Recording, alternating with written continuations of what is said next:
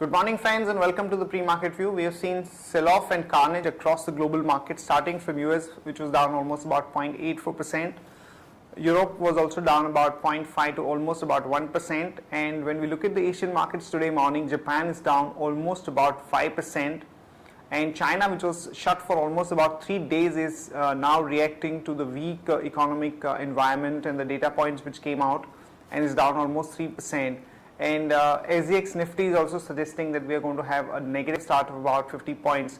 The key to this is that given the weak data points which are coming out from China and Eurozone, and the kind of movement that we have seen in yen is contributing to this kind of a weakness in the global market pace. And if you look at the euro, it's at about 1.33 odd. The yen has actually strengthened to almost about 95 or 94.80 in fact. From 102 to 95, it has happened in a flash of about 3 to 4 trading sessions. So that is creating a lot of volatility in the flows and in the equity markets over the past few sessions. Back home, friends, our markets also had a mild weak session yesterday, and some of the technology names like TCS and Infosys had actually weakened by about 0.5 to 0.75%, and overall volumes were also on the lower side. The only positive takeaway was that we had a sharp appreciation in the rupee against the dollar, and from 59 odd level now it closed at about 57.90 after the Fitch revised its outlook for India to stable from negative, and also because of the kind of statements and intervention that came through from RBI. In terms of flows, friends, FIs were net sellers in the cash market to the tune of about 1040 odd crore. The domestic institutions were buyers to the tune of about 718 crore, and in index futures the FIs were sellers to the tune of 484 crore. So for the past about 3 to 4 trading sessions, we continue to see sell-off both in the cash market as well as in the index future, which is definitely hurting the sentiment. And also on top of it, you have a global volatility in the currency and equity markets. On that note, let me invite Shaival to take us through important F&O cues, data and strategies that we can have in the F&O markets. Good morning friends, let's have a view at derivatives. Friends, the weakness across the global equities and lower than expected index of industrial production supported the bears to further increase the pain in the market, and due to which we have seen that the markets have further slipped towards the mark of 5,700.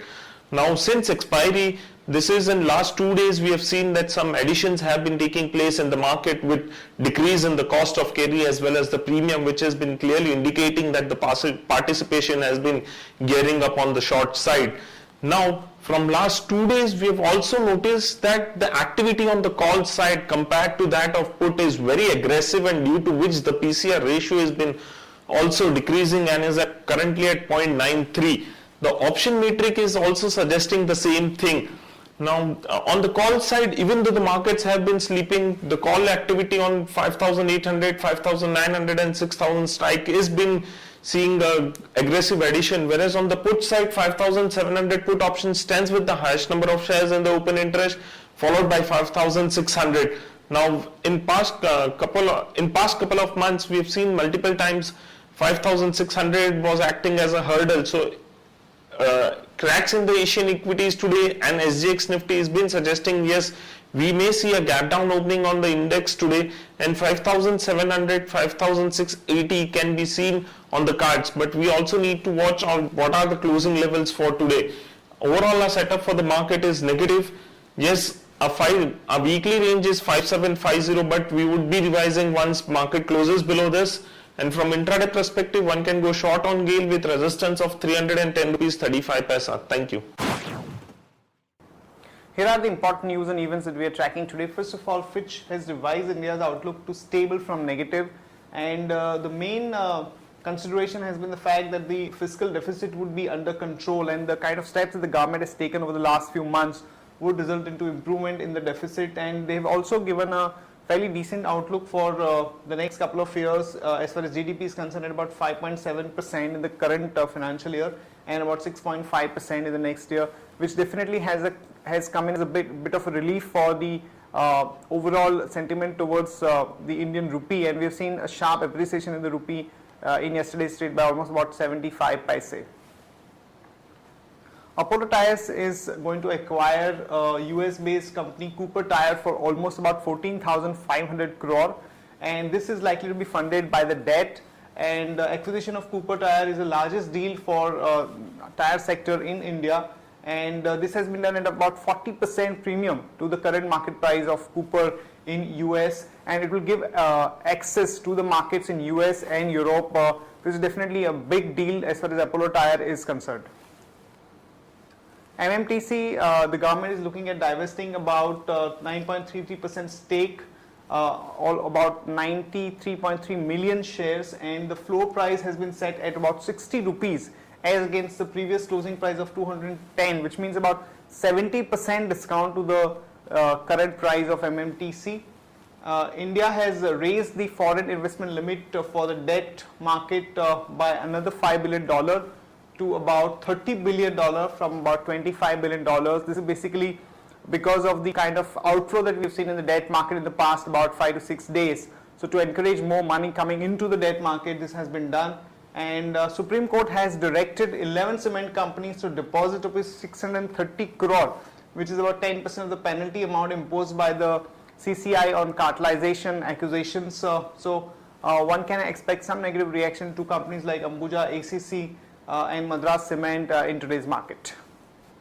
In another important news for the IT sector, USA immigration bill clears the early taste vote, and this basically means that the companies which have a higher component of the offshore business, their overall costs will go up because of the restrictions on the visa and the increased cost that they will have to pay. So this is viewed a bit negatively for some of the companies like Cognizant, TCS, Infosys, HCL Tech, so on and so forth. So we've seen that these stocks have remained under pressure for the past couple of trading sessions. Honda Motor is launching a affordable scooter model Activa at a price point of about 44,200, which would put pressure on some of the companies like TVS Motor, Hero MotoCorp, and even Bajaj Auto. Oil India is going to pick up about 49% stake in Assam company for about 230 crore. So definitely this is going to be a bit of a positive for both the companies. Expect some positive action in today's market.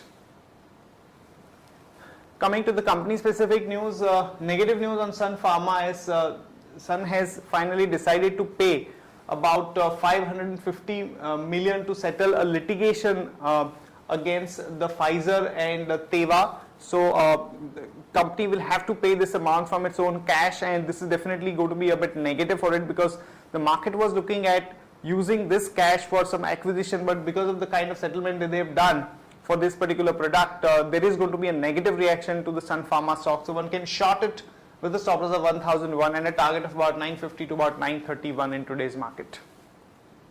That's it from all of us, friends. Have a great trading session. See you tomorrow at the same time.